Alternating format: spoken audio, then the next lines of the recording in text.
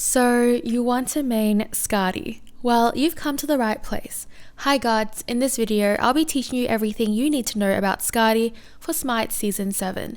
In this guide, we're exploring SMITE's Norse hunter Skadi, Goddess of Winter. We'll be going through Skadi's abilities, combos, attack cancelling, item builds, counters, what not to do, and general tips. This guide can be applied to all game modes and may continue into further seasons of SMITE as well. The only differences we have to watch out for in newer seasons would be builds and any future god changes. SMITE has classified Skadi as a hard god and I find her average. Before we begin, why do you want to main Skadi? Skadi's pros: she has high damage, she has a lot of crowd control, strong 1v1 fight potential, great at countering melee enemies. Skadi's cons: low mobility, her crowd control can be a little unreliable, this makes her squishy in turn being easy to kill, and she relies a lot on her pet Kaldr. My name is Teeds. If you're new here, feel free to subscribe and click the bell for more SMITE videos. If you have any of your own tips and tricks, feel free to comment them down below. With that, let's go through Skadi's abilities. Skadi's passive is Kaldr, the Winter Wolf. I am so sorry if I'm saying Kaldr's name wrong. It's a little hard for me to say for some reason, I'm not too sure why. Kaldr is Skadi's pet. He has two forms, Beast and Elemental. In Beast form, he can attack enemies and be attacked. In Elemental form, he is immune to attacks and gains 1 HP every 5 seconds. He does not fight in this form and is instead passive. He can be controlled with Skadi's second ability. If he loses all of his health in Beast form, he'll revert back to his Elemental form. Skadi will also gain 10% physical power when Kaldr has no health. Kaldr has 5 hit points. Any ability or basic attack will count as 1 hit point each. It takes 5 minion hits to take 1 health point. Skadi's first ability is Piercing Cold. Ability type: projectile with a 14-second cooldown. Skadi throws a spear forward. This will deal damage to enemies and slow them for 3 seconds. Kaldr's basic attack deals double damage to targets afflicted by Piercing Cold. This is your main damage and clear. Skadi's second ability, Rune of the Hunt. Ability type: Pet Command. This toggle has no cooldown. Using the second ability, Skadi marks an enemy for Kaldr to hunt. While toggled on, Kaldr assumes Beast form, chasing and attacking the marked enemy. If the marked enemy dies, Kaldr attacks another enemy nearby. Toggled off, Kaldr stops attacking and returns to Skadi. This ability can be activated at rank 0, so you do not have to level it up to activate it. Ranking this ability up will give Kaldr new skills. At rank 1, he gains a dash which has a 5-second cooldown. At rank 3, he gains skills that heal him. At rank 5, he gains attack and gives Skadi 10% increased movement speed. It costs 0 mana to toggle him on and off. You can keep track of his health regeneration on the icon here. When escaping from an enemy, I always suggest having him out on the enemy so you can run faster. He is also a really good distraction. Skadi's third ability, Permafrost. Ability type: ground target with an 18-second cooldown. Skadi freezes the ground for 5 seconds at a target location. The area deals damage to enemies that touch it. This will continue to deal tick damage every 0.5 seconds as long as the enemy is on it. This will slow enemies and lose control of their movement speed, causing them to slide across. If Skadi touches the ice, her movement speed is increased and will persist for 3 more seconds after she leaves it or it fades. You can keep refreshing the speed by touching the ice again.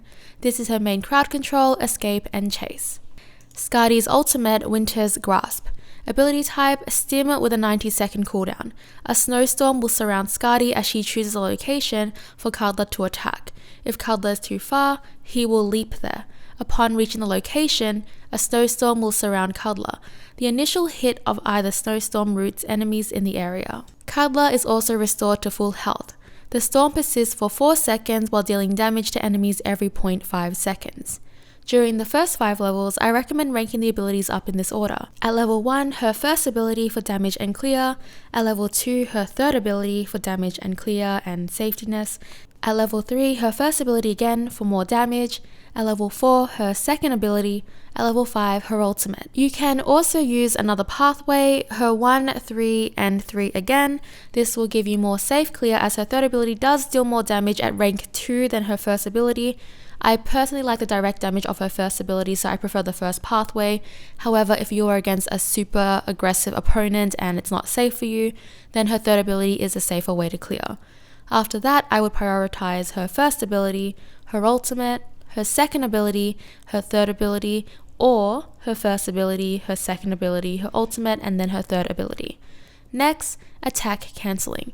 Attack cancelling cancels the animation of an action. In turn, this will increase the damage output instead of wasting time on an animation that does nothing. You will instead deal more damage.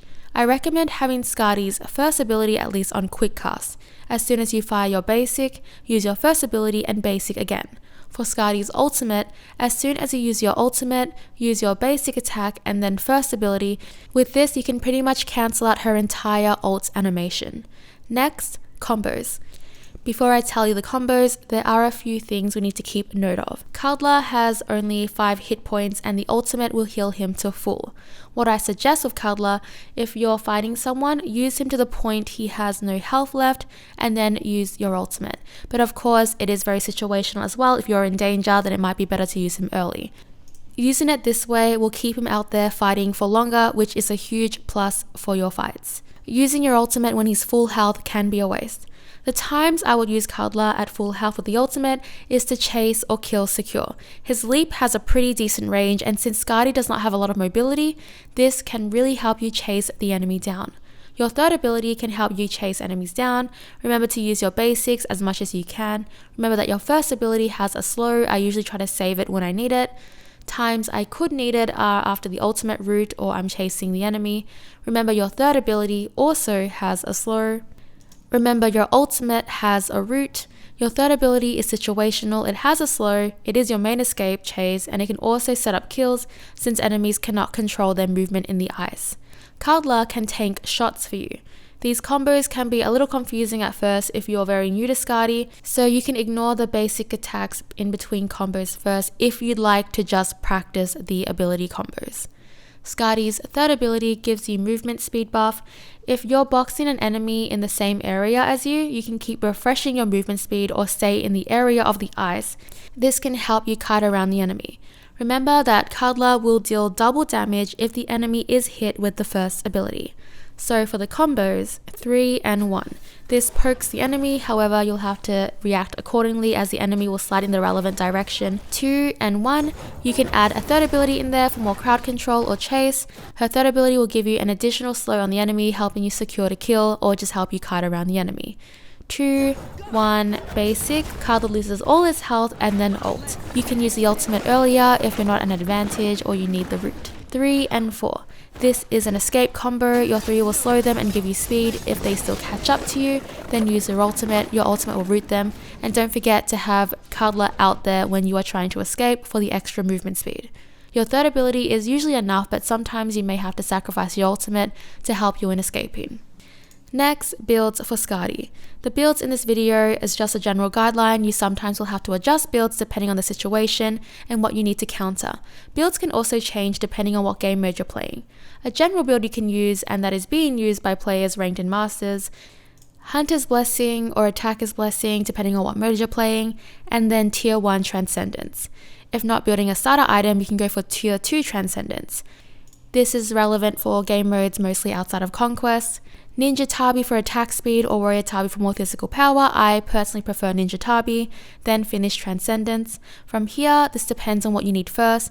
I would go Atalanta's Bow, then Crusher or Brawlers for anti-heal, then Assai, then Heartseeker, and you can replace the boots with a situational item of your choice. You don't have to go in this order after boots, it just depends on your game. Another build you could try with Skadi if you're feeling a bit more experimental. This was used in the recent SMITE Pro League games. Hunter's Blessing, Tier 1 Devourer's Gauntlet, Ninja Tabi, Finish Devourer's Gauntlet, Kin Size, Atalanta's Bow, Titan's Banes, and Odyssey's bow, which is getting a buff in the next patch from when this video was made.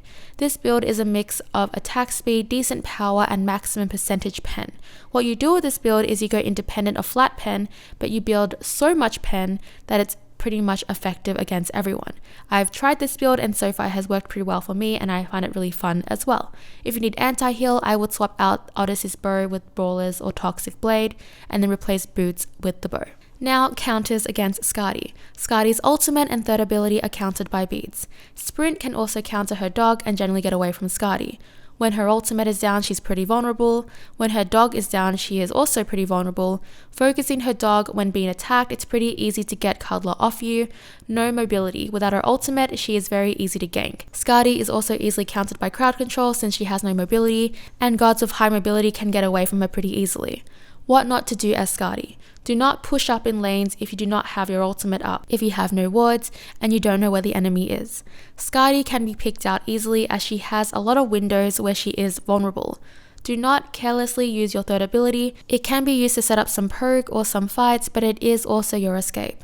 Do not chase the enemy too deep unless you know where other enemies are or you have wards. This one may be more personal for me because I did play Skadi a lot before they reworked her ultimate. But do not call Kaldr back when you ult, because I had it quite a few times when I ulted and accidentally called him back because the old ultimate you had to actually toggle him on the enemy, but now he automatically goes there with the ultimate. And last, tips for Skadi. Remember to target your ultimate on the enemy. Remember that pressing her second ability again will call Kaldr back if he's already out. Remember that you can refresh the movement speed on her third ability. It lasts for 3 seconds each time. You can use your ultimate to get enemies who are far from you. Call Kaldr back to you or retoggle it on enemies who are pursuing you.